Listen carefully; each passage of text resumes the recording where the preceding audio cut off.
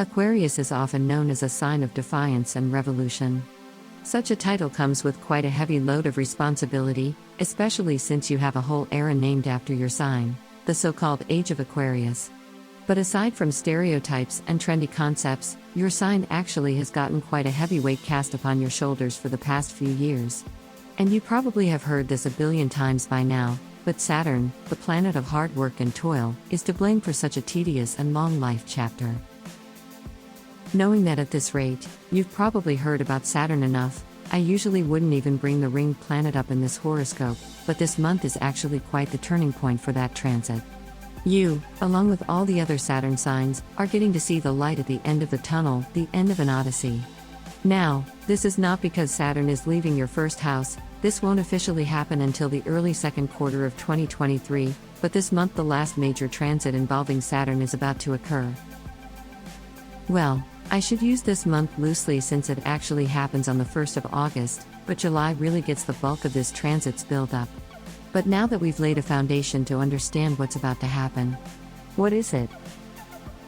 The main houses involved in this transit are the 1st, 4th and 7th, which are all pivotal houses in your chart. In oversimplified terms, this is your home, marriage, or some other type of close partnership, and your own identity. But before we get more in-depth into what that can mean in tangible terms, we first have to look at this month's full moon as it presents you with valuable insights on how to handle the oncoming situation.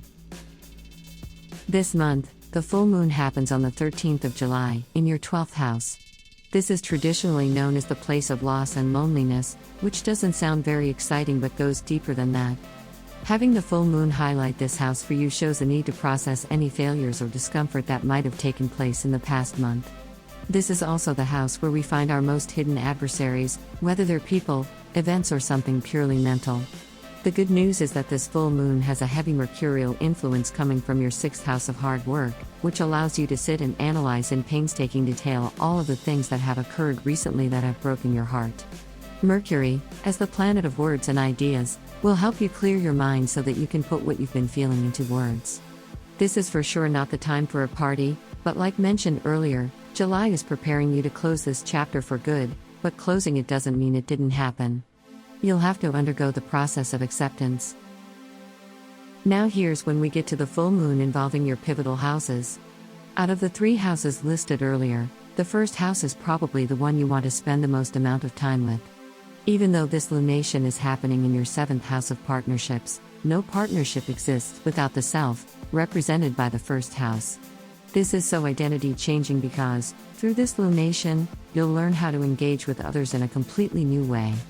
The way that the 4th house, the place of home and foundations, factors into this is that this transit will shake you to the core. Your sense of home and safety is ready to be born anew, but to do that, you'll have to take a step back and spend some time alone before you can go back and start engaging with the world again. This could be a time where you feel misunderstood, almost as though you're ready for a reset, but everyone else keeps dragging you back into your old self. The best thing to do is let them talk and keep doing what you're doing.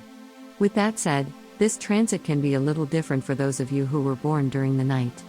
If that's the case, there's a chance that you've, in fact, pushed people back too much, and the new you require not time alone, but to be reintegrated with the people. Having an accurate birth time will help you fine-tune how to navigate these transits.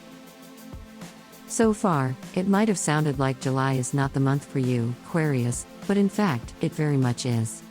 Being in the shadows when you can see the light can feel much worse than being surrounded by darkness altogether. Yet, with patience and an eye in the future, you'll be able to turn these present hard moments into steps to recreate your life. Never doubt yourself. It's almost over. Good luck.